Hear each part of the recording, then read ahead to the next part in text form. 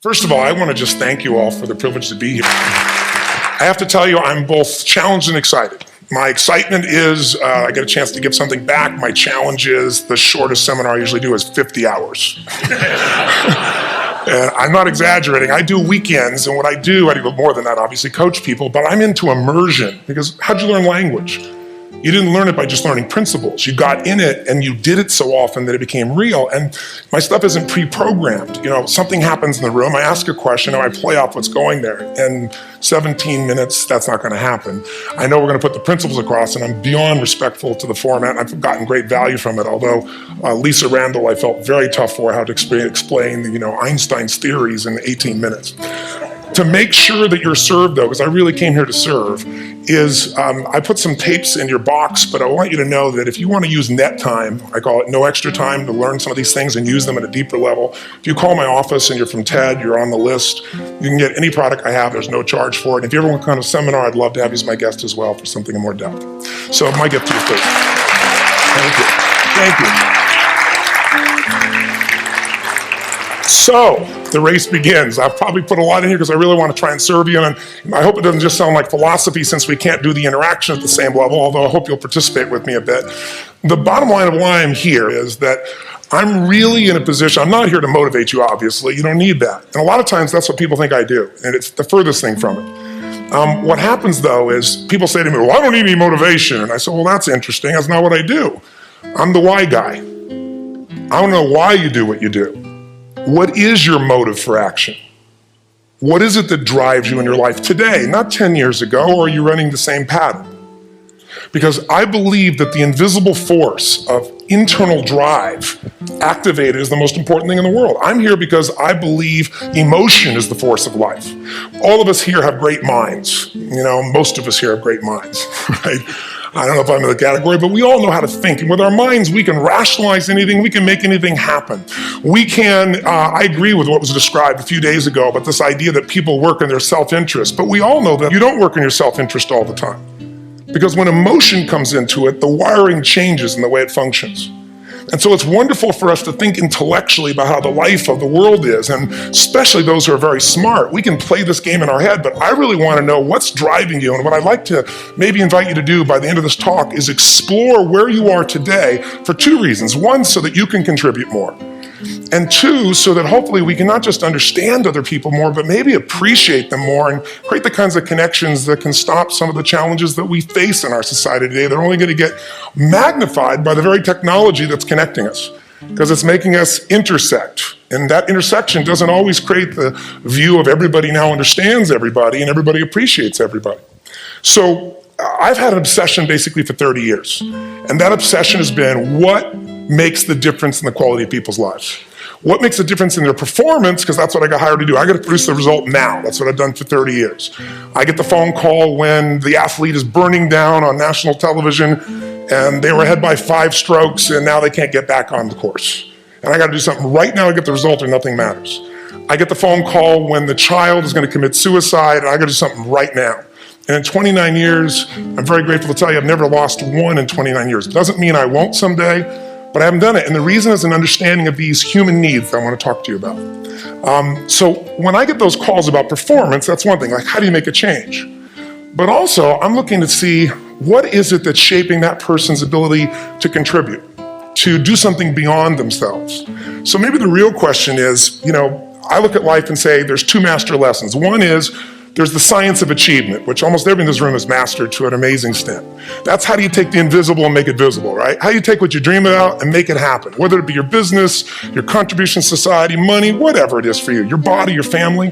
But the other lesson of life that is rarely mastered is the art of fulfillment. Because science is easy, right? We know the rules, you write the code, you follow those, and you get the result. Once you know the game, you just, you up the ante, don't you? But when it comes to fulfillment, that's an art. And the reason is it's about appreciation and it's about contribution. You can only feel so much by yourself. So I've had an interesting laboratory to try to answer the question of the real question, which is what's the difference in somebody's life if you look at somebody like those people that you've given everything to, like all the resources they say they need. You gave them not a $100 computer, you gave them the best computer. You gave them love, you gave them joy, you were there to comfort them. And those people very often, and you know some of them I'm sure, end up the rest of their life with all this love, education, money, and background, spending their life going in and out of rehab. And then you meet people that have been through ultimate pain, psychologically, sexually, spiritually, emotionally abused, and not always, but often they become some of the people that contribute the most to society. So the question we got to ask ourselves really is, what is it? What is it that shapes us? And we live in a therapy culture. Most of us don't do that, but the culture is a therapy culture. And what I mean by that is the mindset that we are our past. And everybody in this room, you wouldn't be in this room if you bought that theory, but most of society thinks biography is destiny. The past equals the future. And of course it does if you live there. But what people in this room know, and what we have to remind ourselves though, because you can know something intellectually, you can know what to do and then not use it, not apply it. So really what we got to remind ourselves is decision is the ultimate power. That's what it really is. Now, when you ask people, have you failed to achieve something? How many have ever failed to achieve something significant in your life? Say, I. Thanks for the interaction on a high level there. But if you ask people, why didn't you achieve something? Somebody who's working for you, or a partner, or even yourself, and you failed to achieve a goal, what's the reason people say they failed to achieve? What do they tell you? Tell me. Come on, out loud. Didn't know enough, didn't have the knowledge, didn't have the money, didn't have the time, didn't have the technology, I didn't have the right manager, didn't have the Supreme Court.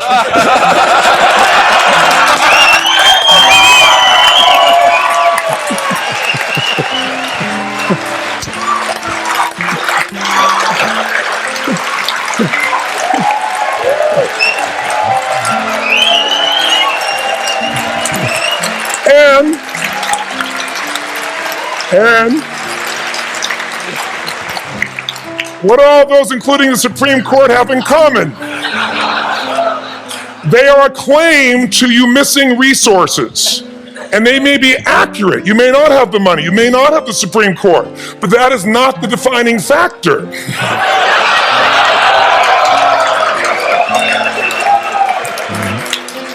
And you correct me if I'm wrong.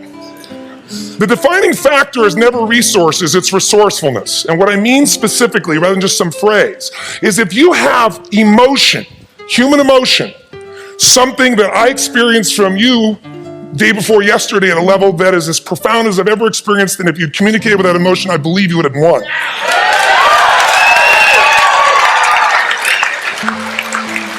But how easy for me to tell him what he should do. Idiot, Robbins. But I know when we watched the debate at that time, there were emotions that blocked people's ability to get this man's intellect and capacity and the way they came across to some people in that day. Because I know people that wanted to vote in your direction and didn't, and I was upset. But there was emotion that was there. How many know what I'm talking about here? Say I. So emotion is it, and if we get the right emotion, we can get ourselves to do anything. We can get through it. If you're creative enough, playful enough, fun enough, can you get through to anybody, yes or no? Yeah. If you don't have the money, but you're creative and determined enough, you find the way. So this is the ultimate resource, but this is not the story that people tell us, right? The story people tell us is a bunch of different stories. They tell us we don't have the resources, but ultimately, if you take a look here, flip it up if you would. They say, what are all the reasons they have in common? We've said that. Next one, please. He's broken my pattern. But I appreciated the energy, I'll tell you that. What determines your resources? We've said decisions shape destiny, which is my focus here. If decisions shape destiny, what determines it is 3 decisions. What are you going to focus on?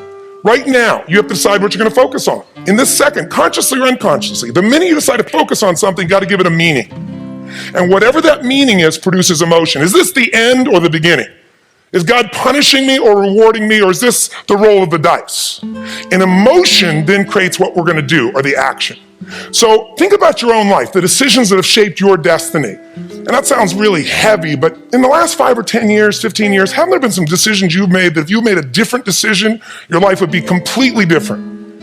How many can think of one, honestly? Better or worse? Say I. So the bottom line is maybe it was where to go to work and you met the love of your life there. Maybe it was a career decision. I know the Google geniuses I saw here. I mean, I understand that their decision was to sell their technology at first. What if they made that decision versus to build their own culture? How would the world be different? How would their lives be different? Their impact. The history of our world is these decisions. When a woman stands up and says, no, I won't go to the back of the bus, she didn't just affect her life. That decision shaped our culture. Or someone standing in front of a tank. Or being in a position like Lance Armstrong and someone says to you, you got testicular cancer. That's pretty tough for any male, especially if you ride a bike. Right? You got it in your brain, you got it in your lungs. But what was his decision of what to focus on?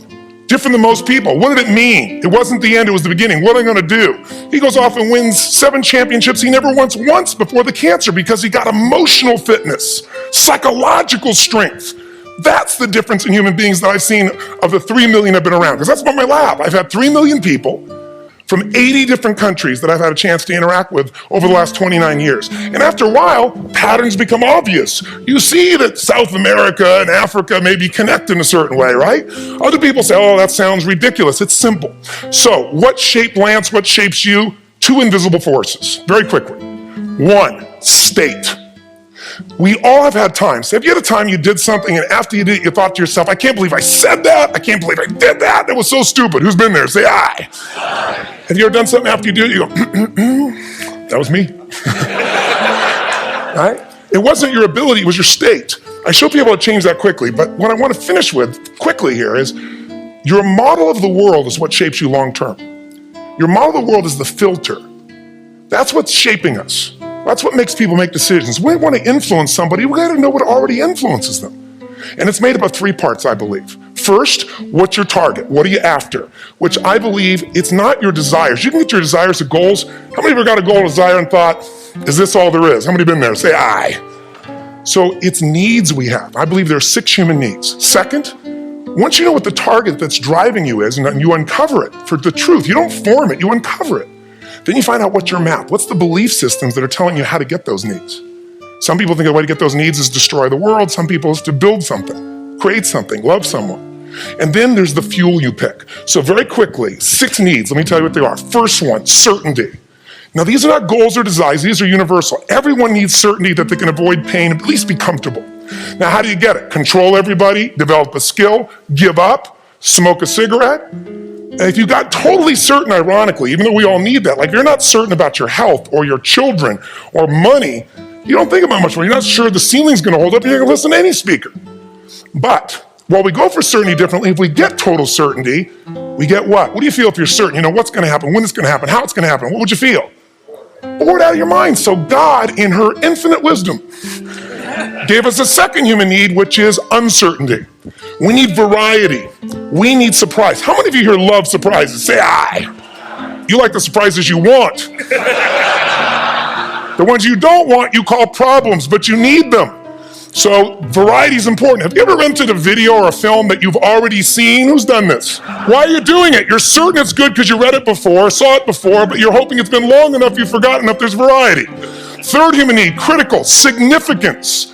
We all need to feel important, special, unique. You can get it by making more money. You can do it by being more spiritual. You can do it by getting yourself in a situation where you put more tattoos and earrings in places humans don't want to know.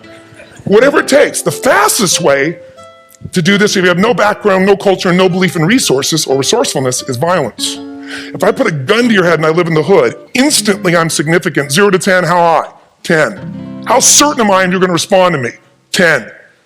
How much uncertainty? Who knows what's going to happen next? Kind of exciting, like climbing up into a cave and doing that stuff all the way down there. Total variety and uncertainty. And it's significant, isn't it? So you're willing to risk your life for it.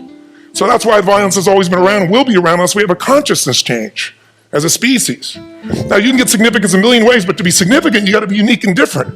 Here's what we really need. Connection and love, 4th need. We all want it. Most people settle for connection because love's too scary. Don't want to get hurt. Who here has ever been hurt in an intimate relationship? Say aye.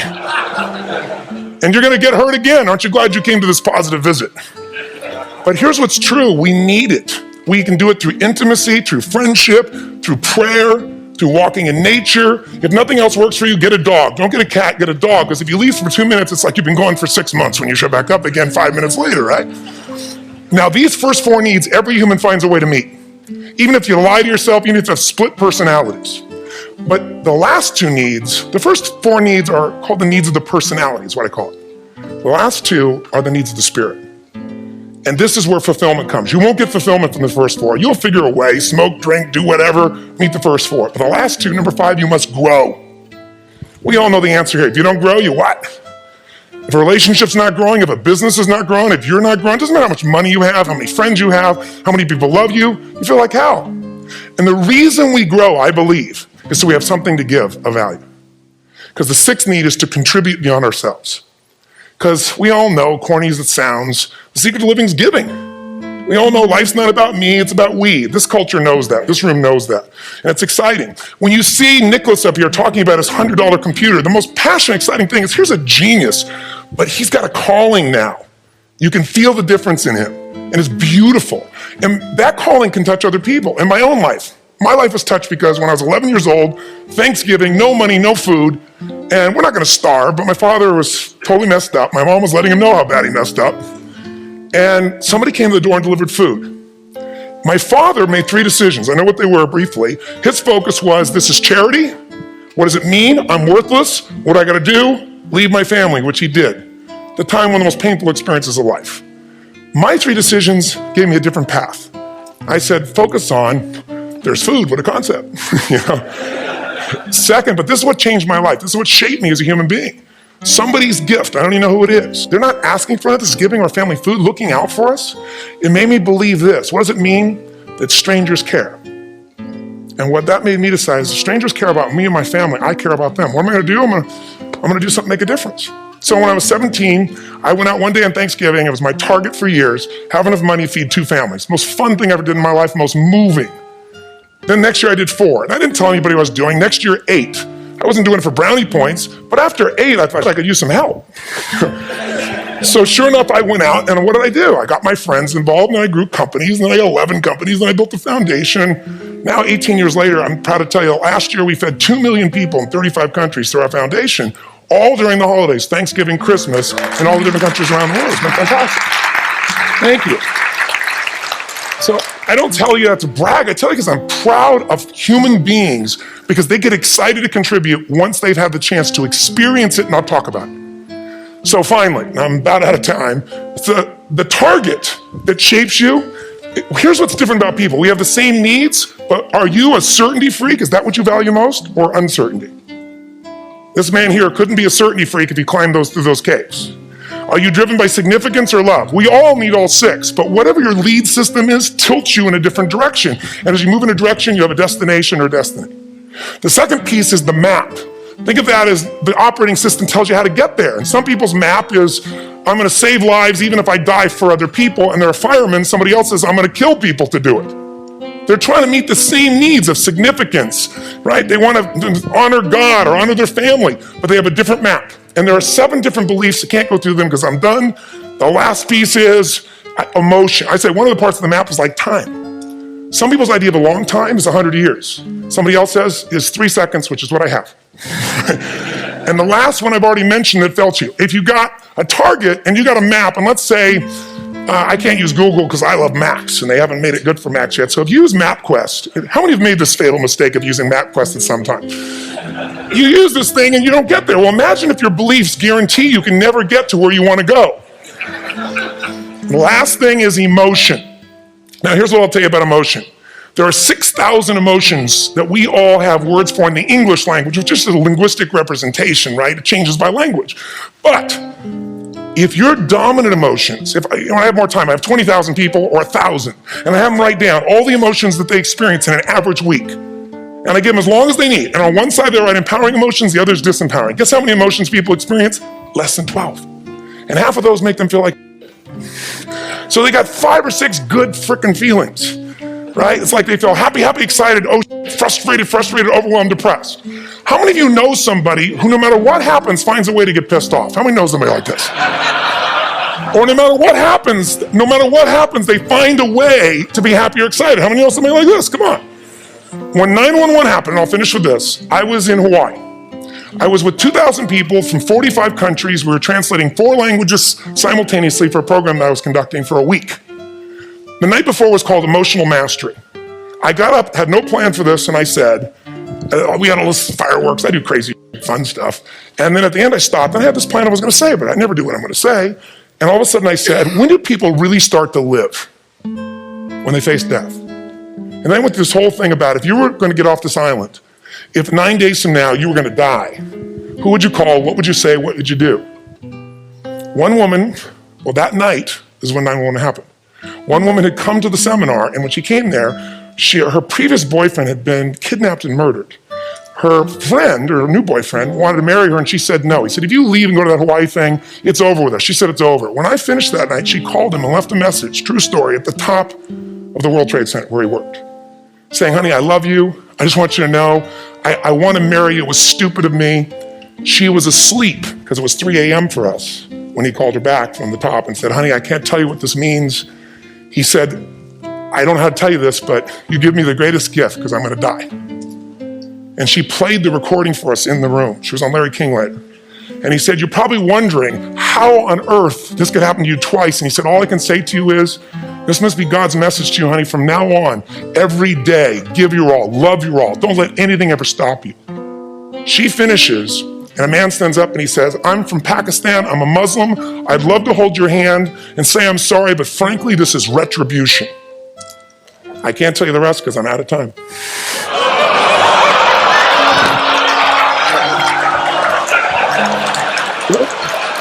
Are you sure? Finish the story. 10 seconds. 10 seconds. No, I want to be respectful. 10 seconds. All I can tell you is I brought this man on stage with a man from New York who worked in the World Trade Center, because I had about 200 New Yorkers there. More than 50 lost their entire companies, their friends, marking off their Palm Pilots. One financial trader, this woman made of steel, bawling. 30 friends crossing off that all died. And what I did to people said, what are we going to focus on? What does this mean, and what are we going to do? And I took the group and got people to focus on, if you didn't lose somebody today, your focus is going to be how to serve somebody else. There are people, one woman got him, she was so angry and screaming and yelling. They found she wasn't from New York, she's not an American, she doesn't know anybody here. I said, you always get angry. She said, yes. Guilty people got guilty, sad people got sad. And I took these two men and did what I call an indirect negotiation. Jewish man with family in the occupied territories from New York who would have died if he was at work that day. And this man who wanted to be a terrorist, and made it very clear. And the integration that happened is on a film, which I'll be happy to send you, so you can really see what actually happened instead of my verbalization of it. But the two of them not only came together and changed their beliefs and models of the world, but they worked together to bring, for almost 4 years now, to various mosques and synagogues, the idea of how to create peace. And he wrote a book, which is called My Jihad, My Way of Peace. So transformation can happen. So my invitation to you is this. Explore your web, the web in here. The needs, the beliefs, the emotions that are controlling you, for 2 reasons. So there's more of you to give. Achieve too. We all want to do it, but I mean give, because that's what's going to fill you up. And secondly, so you can appreciate, not just understand, that's intellectual, that's mind, but appreciate what's driving other people. It's the only way our world's going to change. If you liked this video, please subscribe to the channel, give it a thumbs up, and share the video with your family and friends so that they too will be able to benefit from this information. Thank you for watching, and we look forward to seeing you soon with another video.